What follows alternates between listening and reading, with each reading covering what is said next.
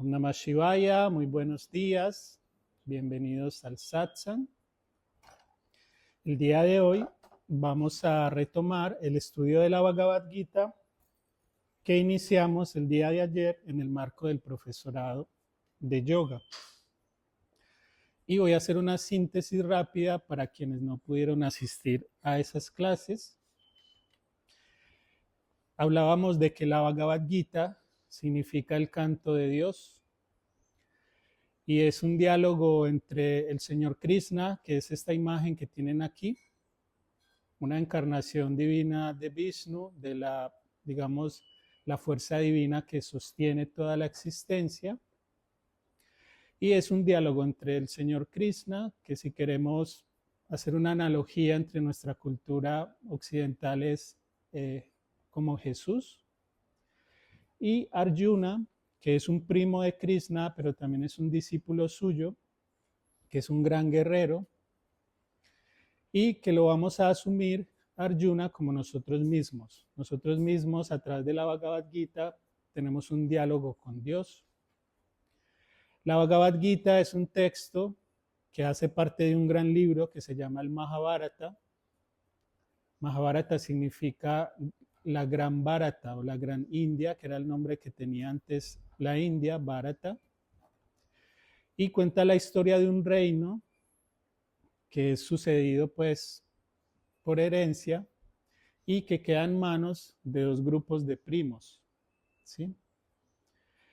Estos primos, hay un grupo que se llama los Pandavas, que son solo 5 hermanos, que tienen un reino muy próspero. De estos 5 hermanos resaltamos a Arjuna, que es el guerrero que tiene el diálogo con Krishna, y también a Yudhishthira, que es el hermano mayor y quien es el que va a gobernar esa porción del reino. La otra porción del reino, los otros primos, se conocen como los Kauravas, cuyo líder es Duryodhana, y es un reino no tan próspero, sobre todo porque está lleno de corrupción, de maldad, lo que en la filosofía del yoga llamamos el adharma, aquello que va en contra del orden de la naturaleza y de la divinidad, mientras que el reino de los Pandavas era próspero porque seguía el dharma, o sea, todo lo que se hacía era acorde al orden cósmico y al orden divino. Entonces, por eso, por este lado, los Pandavas tenían un reino próspero donde todos eran felices, donde todos tenían satisfechas sus necesidades y también se dedicaban a la práctica espiritual. Por otro lado, el reino de Duryodhana pues era lleno de corrupción, había hambruna, había sufrimiento. Y en cierto momento, Duryodhana siente mucha envidia de sus primos y decide arrebatarles el reino.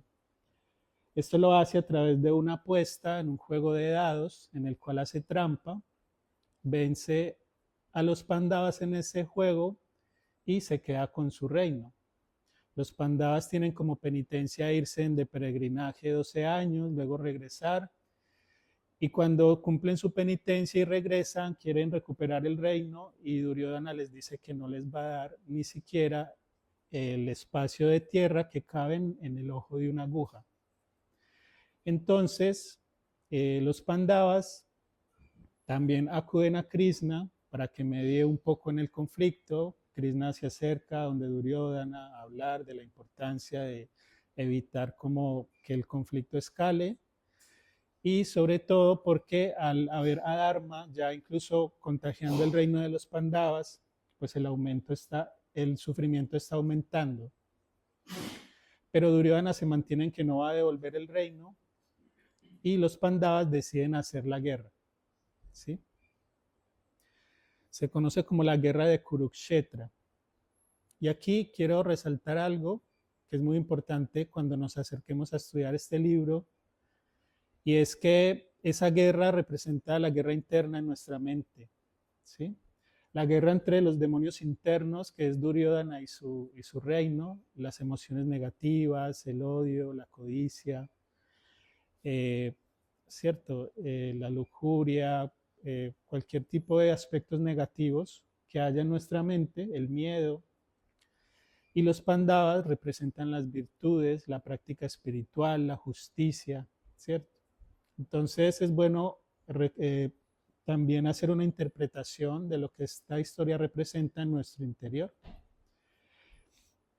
Cuando deciden hacer la guerra, Duryodhana, el líder de los Kauravas, de los malvados, y Arjuna, que es el principal guerrero de los Pandavas, se acercan donde Krishna simultáneamente y le piden digamos, que los apoye en la guerra a cada uno. Krishna les ofrece dos opciones. Una es tener su ejército, que es el más poderoso sobre la tierra, y dos, tener a Krishna mismo, pero él no va a luchar, solamente será un cochero del guerrero y un consejero. Él no va a levantar ninguna arma contra ningún enemigo.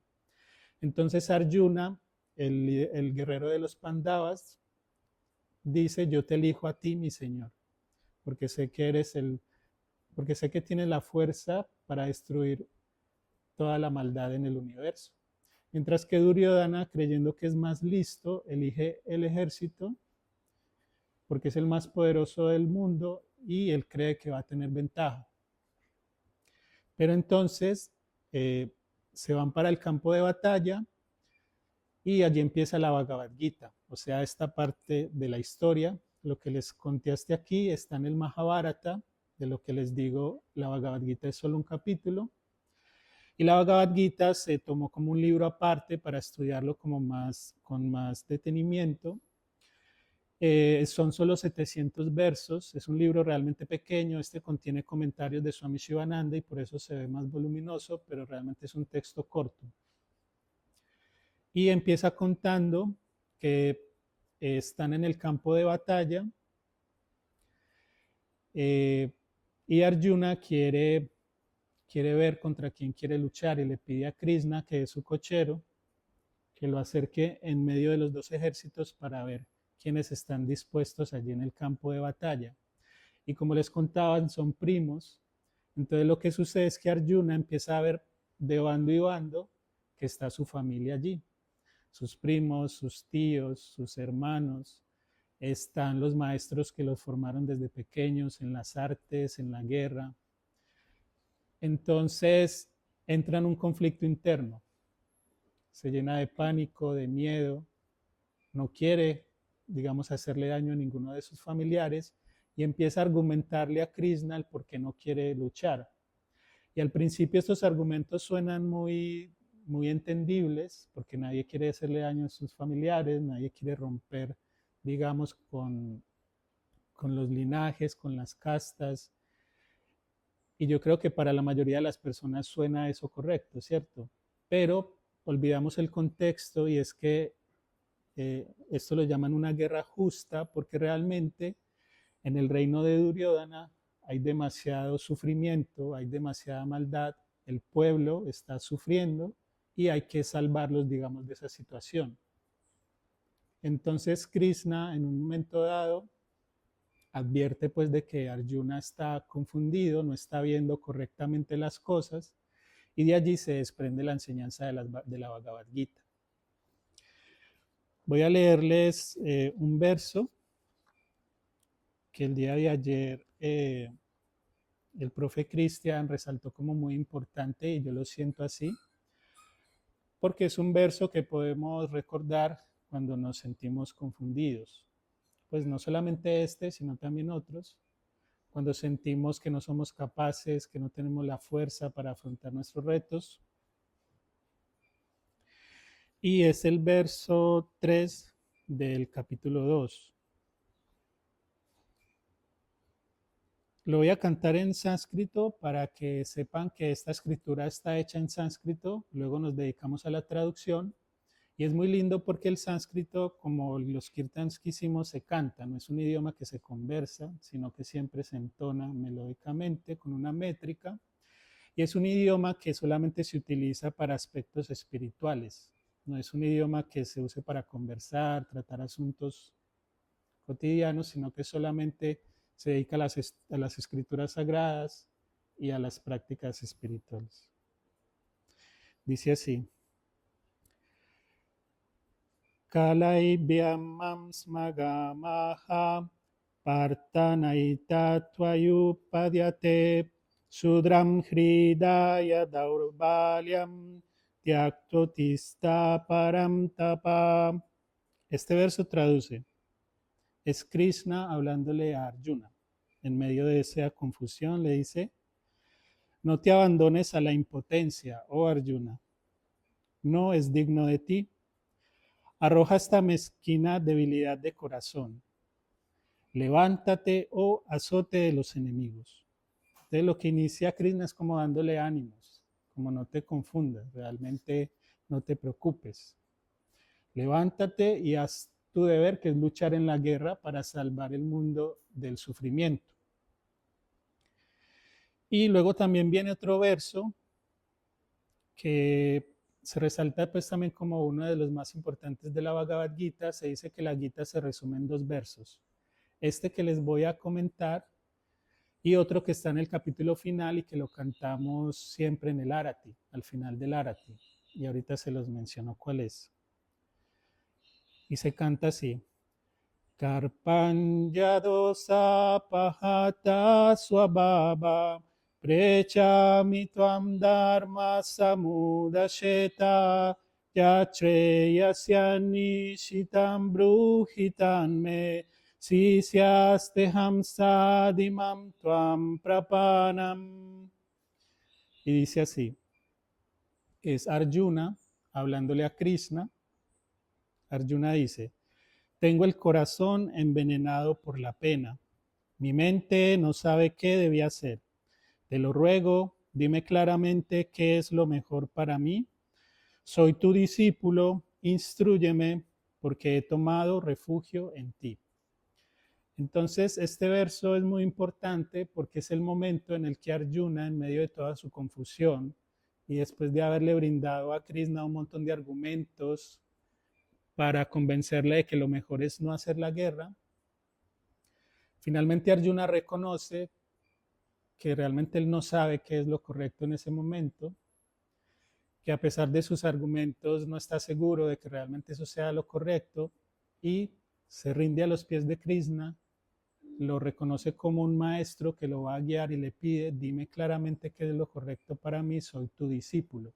Cuando dice soy tu discípulo, lo reconoce como su guru, como su maestro espiritual, como aquel que le va a dar las instrucciones correctas a seguir para poder salir victorioso en la batalla. Y recordamos que esta batalla es sobre nuestra mente, es sobre nuestro interior. Entonces estas palabras de Krishna que vamos a ir estudiando realmente es una instrucción espiritual para nuestro camino, para nuestra lucha interna. Krishna es el Jagat Guru, eso se canta en el Kirtan.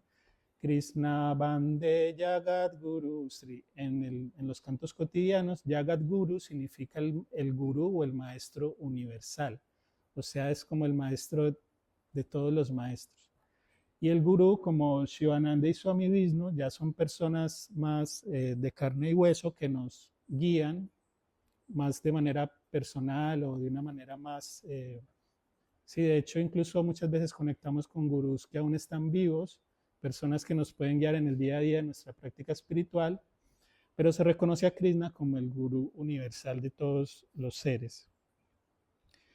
Entonces, una vez Arjuna se rinde a los pies de Krishna y le dice, dime qué es lo mejor para mí, aquí empieza ya Krishna a dar sus primeras enseñanzas espirituales.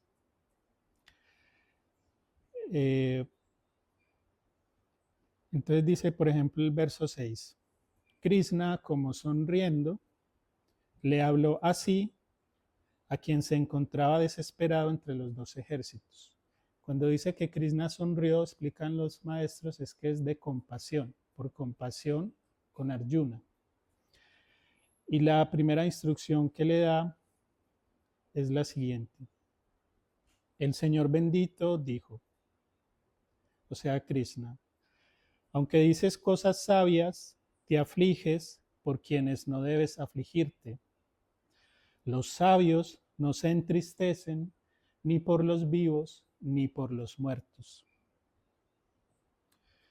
Y ahora explica, da las razones de por qué un sabio no se entristece ni por los vivos ni por los muertos. Dice, Krishna, no ha habido ningún momento en que yo no haya existido, ni tampoco estos reyes, ni dejaremos nunca de existir en el futuro.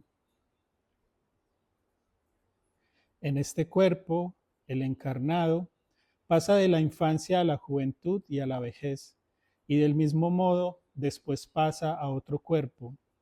La persona equilibrada no se entristece por ello.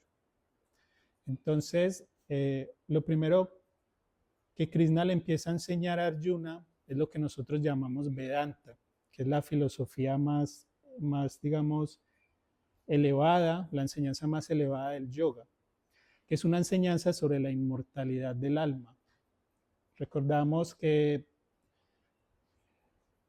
dicen los yogis, nuestra esencia es Sat, Chit, Ananda, que traduce somos existencia infinita, es decir, que nosotros no nos limitamos a este pequeño cuerpo, sino que somos toda la existencia.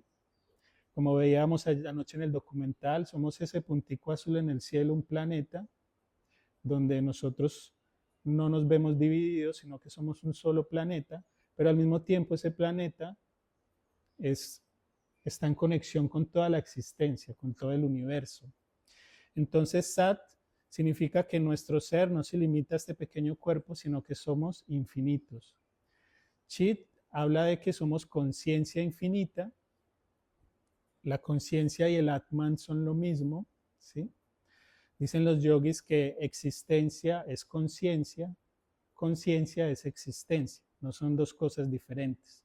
Entonces, esto que nosotros vemos a nuestro alrededor y todo lo que se expande sin límites, dicen, está hecho de conciencia pura. Nosotros obviamente dentro de nuestro discurso occidental y racional hablamos de materia, de átomos, de elementos, pero si vamos, digamos, analizando todas esas partículas y subpartículas y demás, llegamos a un punto en el que encuentran incluso los científicos que todo se reduce a unas vibraciones que a la final ni siquiera se sabe de dónde provienen, y los yogis llaman que en definitiva lo que sostiene todo eso es la conciencia. Solo pues para mencionar.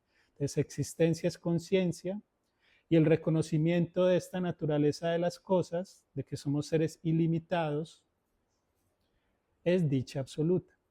¿Por qué? Porque nosotros, digamos, esa dicha o esa felicidad absoluta, nosotros la perdemos cuando nos sentimos limitados. ¿Limitados por qué? Por los deseos. Cuando yo deseo algo, es porque creo que ese objeto que deseo me va a complementar en cierta carencia que tengo, en algo que siento que necesito, en algo que siento que me hace falta. Y ese siento que me hace falta es limitarnos, ¿sí? Y creemos que los objetos del mundo nos van a quitar esa limitación. Pero lo que dicen los yogis es que eso no es posible, que solamente puede calmar nuestro deseo por un momento, pero luego ese deseo vuelve y aparece y tenemos que seguir buscando y más por otro lado, otros objetos, otras cosas, y esa búsqueda nunca termina. Dicen los yogis que esta búsqueda solamente termina cuando nosotros buscamos en la verdadera fuente de felicidad, que es esa conciencia pura de la cual estamos hechos. Por eso la meditación se centra en llevar nuestra conciencia al interior para contemplar eso que somos en esencia, y apartamos nuestros sentidos del mundo, porque realmente la dicha se encuentra en el interior y no en el mundo. Pero entonces venía diciendo esto es porque cuando Krishna le enseña sobre la inmortalidad del alma al inicio, le dice no debes preocuparte, porque en realidad siempre hemos existido y nunca dejaremos de existir. Él lo que le está diciendo es que estos seres son inmortales. Y luego dice de que el encarnado pasa de la infancia a la juventud, luego a la vejez y luego a otro cuerpo. Entonces aquí le da como una visión de lo que es la doctrina o el principio de reencarnación en el hinduismo.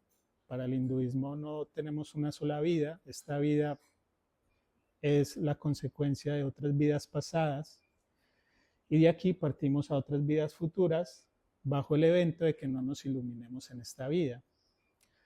Y iluminarse es simplemente dejar de identificarse con este cuerpo y esta mente individual, reconocerse como el ser divino absoluto, ilimitado, y de allí se rompe con el karma, pues que es lo que nos lleva a renacer una y otra vez. Pero lo que quiere Krishna hacerle saber a Arjuna es que realmente esos seres no mueren. El cuerpo muere, pero el cuerpo no es lo que somos. El cuerpo, dicen los yogis, es como una ropa prestada que eventualmente se gasta y debemos desecharlo para ponernos otra nueva. ¿Sí? Entonces le dice a Arjuna, no te preocupes, realmente tú no estás matando a nadie. Y más adelante le dice, de hecho tú me estás haciendo un servicio, porque ya todos esos seres yo los he matado. Tú simplemente serás un instrumento. Y aquí cuando hablamos de matar y eso, es muy importante que volvamos al contexto de esto. Es una guerra justa. No es que Dios esté diciendo que matar es bueno. En ese momento se debe salvar el mundo de un gobierno corrupto, de un gobierno malvado que está generando sufrimiento. Y en ese momento lo correcto para un guerrero, o como es para un soldado de cualquier país, es luchar para ayudar a rescatar a la gente de ese sufrimiento. Entonces le está pidiendo a Arjuna que luche sin miedo. Luego dice más adelante, los contactos de los sentidos con los objetos, estas son palabras de Krishna, los contactos de los sentidos con los objetos que provocan calor, frío, placer, dolor, tienen un comienzo y un final, son inestables. Sopórtalos con valor. La persona estable que no se siente afectada por ellos, para quien el placer y el dolor son lo mismo, está preparada para alcanzar la inmortalidad. Y aquí le está dando una enseñanza sobre la ecuanimidad, sobre mantenerse equilibrado ante lo que llamamos los pares de opuestos, calor, frío, ¿cómo dice? Placer, dolor, riqueza, pobreza.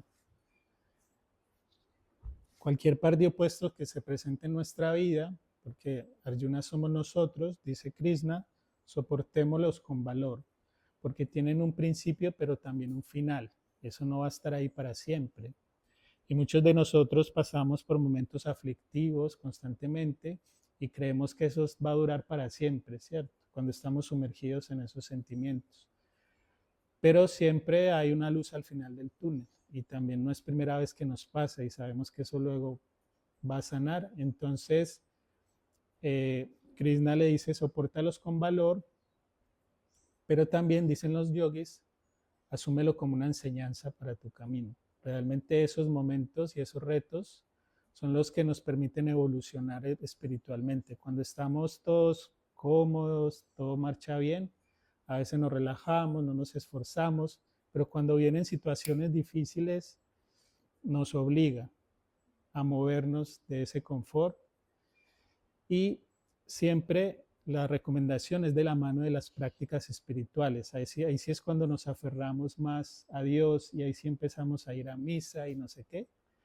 Pero eso deberíamos hacerlo todo el tiempo, aunque no estemos en un momento así aflictivo. Y dice Krishna, lo irreal no tiene ser.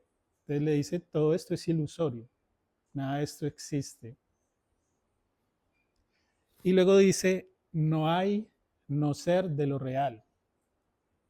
Los conocedores de la verdad, los que han visto la esencia, saben la verdad sobre ambos. Entonces, en este verso lo que le está diciendo es que todo este campo de batalla, todos estos guerreros que aparentemente van a morir, realmente todo esto es irreal. Realmente ahí no hay millones de guerreros, ni ninguno de ellos va a morir.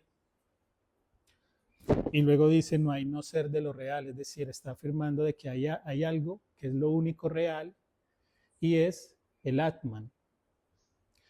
Por ejemplo, Swami Brahmananda, que es un Swami de las Bahamas, cuando explica este capítulo dice que la enseñanza principal de Krishna es hacerle ver a Arjuna de que en realidad ahí solo está el Atman operando, de que no hay guerreros de un bando ni del otro, sino que es por decirlo así, Dios es quien mueve todos los hilos de todo el universo.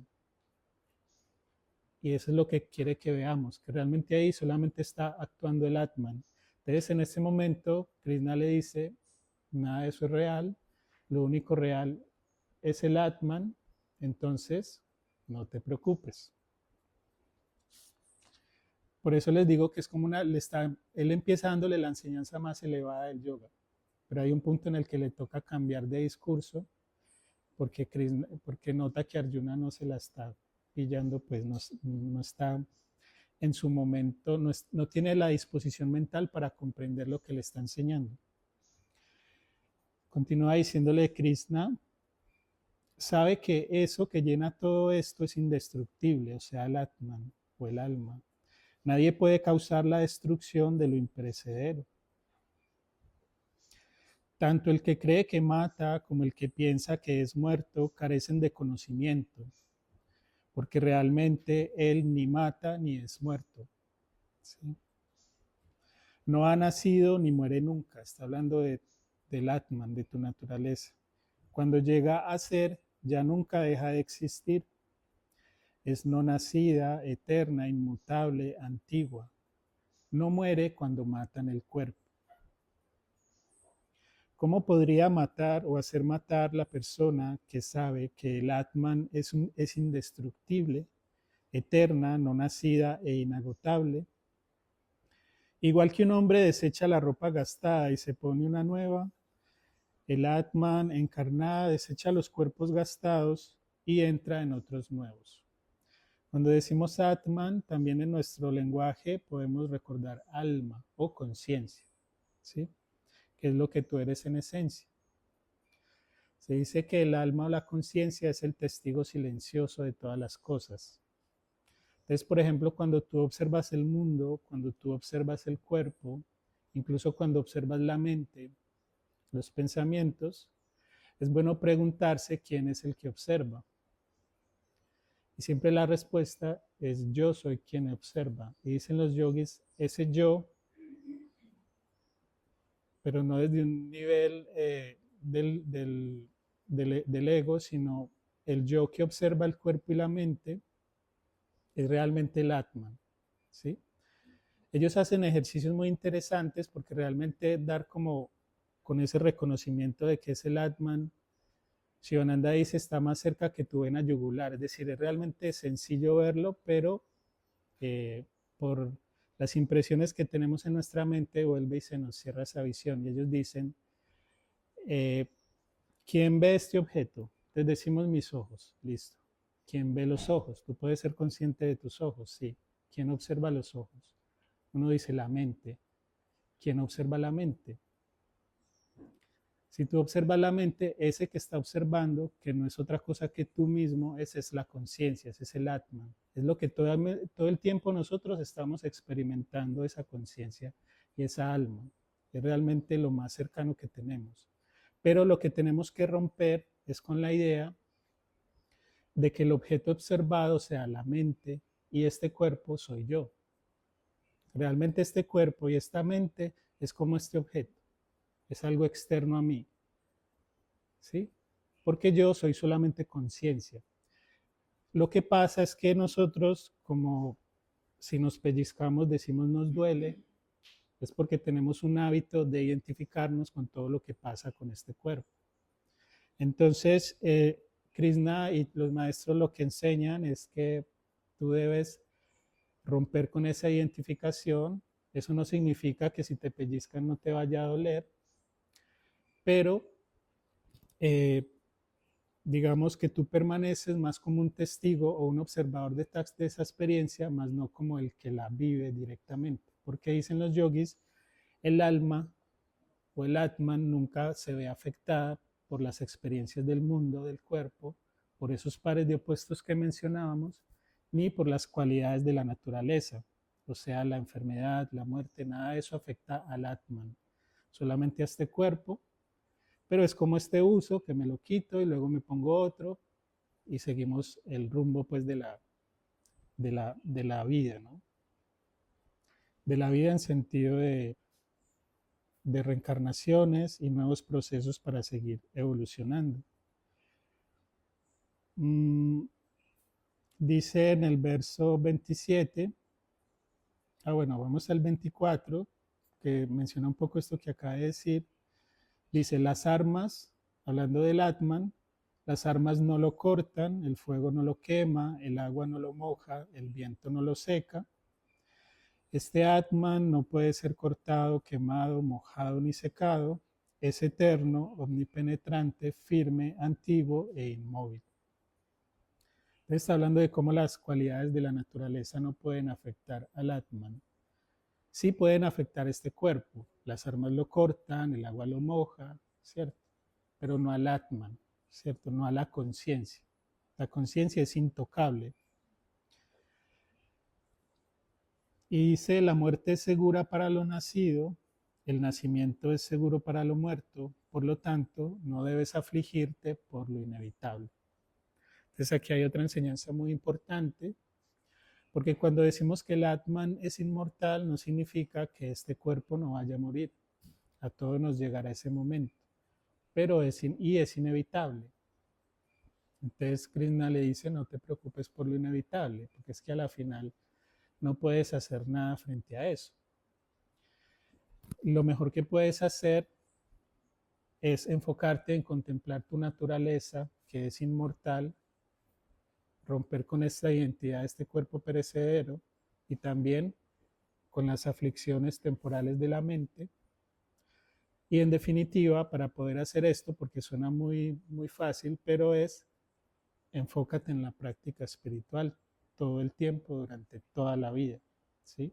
Es lo mejor que podemos hacer para poder afrontar no solamente los retos cotidianos de la vida, sino ese momento también tan importante y que representa un reto también para todos, como es la muerte del cuerpo físico. Y dice aquí algo muy lindo, en el verso 28, los seres no se manifiestan al principio, se manifiestan en el estado intermedio, pero al final dejan otra vez de manifestarse, porque habrías de entristecerte. Y aquí nos está diciendo un poco de que realmente esta encarnación o este momento, que si bien es muy valioso, muy importante, es también una ilusión más, es como un pequeño sueño en el que estamos inmersos. Al principio no estábamos, hace 100 años ninguno de nosotros estábamos, ahora estamos, pero en 100 años no estaremos, ninguno de nosotros. Entonces dicen los yogis, aquello que no está al principio, aparentemente está ahora, pero no estará después, es una ilusión, ellos dicen, es una apariencia. Es como cuando tú te acuestas a dormir, sueñas, experimentas todo eso como muy real, tú estás ahí metido, pero luego despiertas y te das cuenta que solo fue un sueño. Entonces dicen los yogis que esta vida es un sueño también, solo que dura un poco más de tiempo. Y algún día despertaremos de ese sueño. Algunos santos como Shivananda despiertan de ese sueño durante esta vida. A otros nos toma más vidas, pero dicen que en definitiva todos los seres llegan a ese despertar inevitablemente. Dice Krishna, continuando con los versos, diciéndole a Arjuna, si mueres irás al cielo, si vences disfrutarás de la tierra. Levántate dispuesto a luchar. Considera iguales el placer y el dolor, la pérdida y la ganancia, la victoria y la derrota, y entra en combate por el propio combate. Así no incurrirás en pecado. Entonces le está diciendo, independientemente de lo que suceda, si mueres o si ganas la batalla, vas a tener una buena recompensa. Pero sobre todo le dice, como quien dice, no tienes nada que perder, ¿cierto? Simplemente cumple tu deber, lucha. Dice, entra en el combate por el propio combate, es decir, no te preocupes por los resultados, ¿cierto? Porque ya como estamos viendo, esos resultados no son reales, son simplemente como una visión incorrecta que tiene de las cosas, de que todos van a morir, de que no, pero en realidad ahí nadie va a morir, todos son eternos. Y aún así, cuando Arjuna no luche, ya Krishna o Dios tiene destinado que esos seres tienen que morir en ese momento. Entonces, eh, realmente Arjuna en ese momento solamente va a ser un instrumento de Dios y por eso le dice, entra en el combate por el propio combate y así no incurrirás en pecado. Y dice, esto que te he enseñado es la sabiduría del Samkhya o es el Vedanta, pues la filosofía más elevada. Ahora escucha la sabiduría según el yoga. Te liberarás de la cadena de la acción.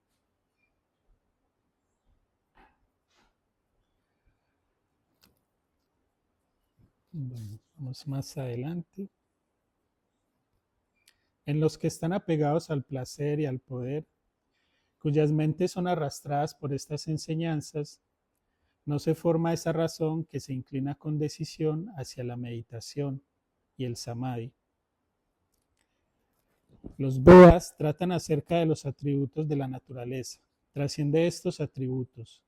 Libérate de los pares de opuestos y permanece siempre en la cualidad de sattva, libre de las ideas de adquisición, conservación e instalado en el yo. Solo tienes derecho a la acción, mas nunca a sus frutos. Que los frutos de la acción no sean tu motivo, pero tampoco te apegues a la inacción.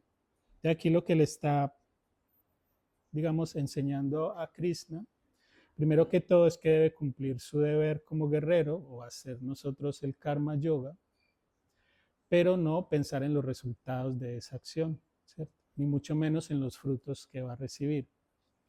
Los yogis dicen que la acción debe realizarse y ofrecer los frutos a Dios como una ofrenda, como cuando venimos al altar y hacemos una puya.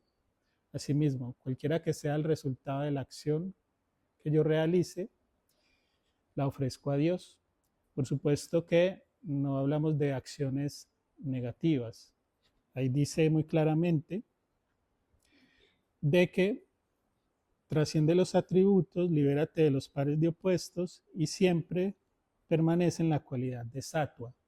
Recordemos que las tres gunas o las cualidades de la naturaleza que permean todo, o para los que no han escuchado esto, es tamas, la inercia, también se relaciona como con lo oscuro, ¿cierto? Aquello que está estancado. Rayas, que es la agitación, el movimiento. Entonces, hablando de nuestra mente, tamas viene a ser la depresión, ¿cierto? La maldad, la tristeza. Rayas, que es la agitación, el movimiento, pero también la transformación. Se puede entender como, digamos, la agitación de nuestra mente, los deseos, la ansiedad, pero también la acción, ¿no? La acción es transformadora. Sin embargo, esto tiene otra presentación o podemos llevarlo a un plano más elevado que es sattva, que ya es la pureza, es la bondad, ¿cierto? Es la armonía. Y también pueden haber acciones sádvicas. En todos los tres planos pueden haber acciones tamásicas como hacer daño, matar, pero matar de una forma injusta, no como la guerra de la que estamos hablando, porque es una guerra justa. También podemos tener acciones rayásicas, por ejemplo, el consumismo es una de ellas, estar a toda hora queriendo satisfacer deseos de manera descontrolada. Pero también podemos tener acciones sádvicas, como son el karma yoga, la práctica espiritual, el estudio de las escrituras, el servicio sobre todo, son acciones sádvicas. Entonces le está diciendo que tienes derecho a la acción, a decidir lo que vas a hacer, pero no a los frutos, porque realmente esos frutos siempre son de Dios, incluso la acción también. Ya más adelante vamos a ver eso. Pero en este momento, como Arjuna todavía está sumido en su dolor, no ve aún, digamos, no tiene esa visión de lo divino en todo, sino que está viendo un montón de guerreros, su familia, todos van a morir, yo tengo que participar de eso y no quiero. Entonces aún le da una enseñanza dentro de la visión, pues, de la dualidad. Dice, actúa permaneciendo firme en el yoga, abandonando el apego y manteniéndote ecuánime en el éxito y en el fracaso. Al equilibrio mental se le llama yoga. La acción es muy inferior al yoga de la sabiduría. Busca refugio en la sabiduría. Los que actúan por los resultados son miserables. El sabio, poseído por el conocimiento, habiendo renunciado a los frutos de sus acciones y libre de las cadenas de nacimiento, va al lugar que se encuentra más allá de todos los males. Cuando tu intelecto deje atrás el cenagal de la ilusión, te volverás indiferente respecto a lo que hayas oído y a lo que te quede por oír. Entonces aquí, pues todavía sigue siendo una enseñanza muy elevada. Le dice, actúa, cumple con tu deber, ofrécele los frutos a Dios, pero sobre todo, libérate de las cadenas del nacimiento, ¿cierto? Reconoce que realmente la esencia de todo es el Atman, tanto de ti mismo como de todos esos guerreros, y simplemente ve al lugar que se encuentra allende de todos los males. O sea, cuando tú te instalas en esa visión del Atman, estás más allá de todos los males. Ya no hay nada que pueda afligirte, ya no hay ningún miedo que pueda surgir en ti. Los yogis explican que el miedo y realmente cualquier emoción negativa tiene como base la dualidad. Hay un otro, estoy yo, y hay un otro de quien siento miedo, o frente a quien siento enojo, o frente a quien siento algo, ¿cierto? Entonces, siempre que haya dualidad, va a haber miedo, va a haber enojo, va a haber ese montón de conflictos.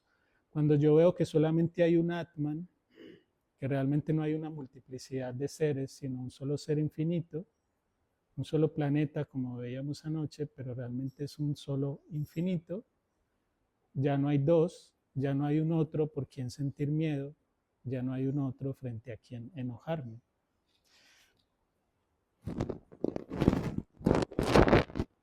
Ya voy a ir cerrando.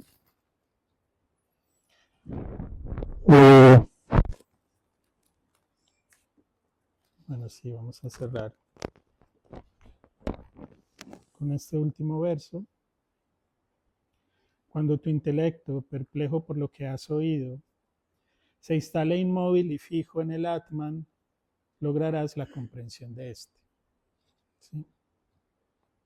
Entonces, es como un llamado que le está haciendo Arjuna a desarrollar esa visión de la unidad, ¿cierto?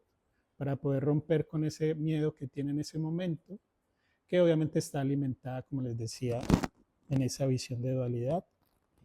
Y esto es algo que podemos hacer mucho, pues obviamente en todo momento, pero sobre todo durante la meditación. Cuando nosotros apartamos los sentidos del mundo y traemos la conciencia al interior, en principio ese mundo desaparece. Lo mantenemos en el pensamiento, pero por eso llevamos la instrucción a repetir un mantra, un punto focal, o a visualizar incluso una deidad, algo que nos permita también silenciar el pensamiento y enfocarnos en contemplar lo divino en ese momento, así sea por un ratico. Pero conforme lo hacemos muchas veces durante toda la vida, esa visión se va instalando cada vez más en nosotros y ya podemos experimentarla incluso en nuestro diario vivir. Vamos a cerrar por el momento. Ahora a mediodía continuamos con la enseñanza, con el grupo del profesorado. Y están sobre todo, es una invitación para todos a motivarse a estudiar esta escritura, que es demasiado profunda, demasiado inspiradora. Y obviamente podemos hacerlo juntos, de la mano. Para eso estamos como aquí, para acompañarlos en su proceso de estudio y aprendizaje. Vamos a cerrar los ojos Y los invito a cantar una vez el Mahamantra, sintiendo que esta enseñanza pueda entrar en nuestra mente y en nuestros corazones. Hare Rama, Hare Rama, Rama Rama, Hare Hare, Hare Krishna, Hare Krishna, Krishna Krishna, Hare Hare.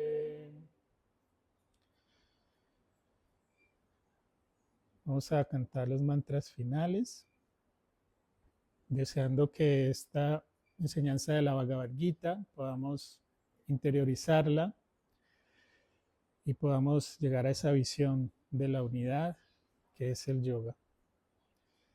3 veces Om y el Trayambakam. Om.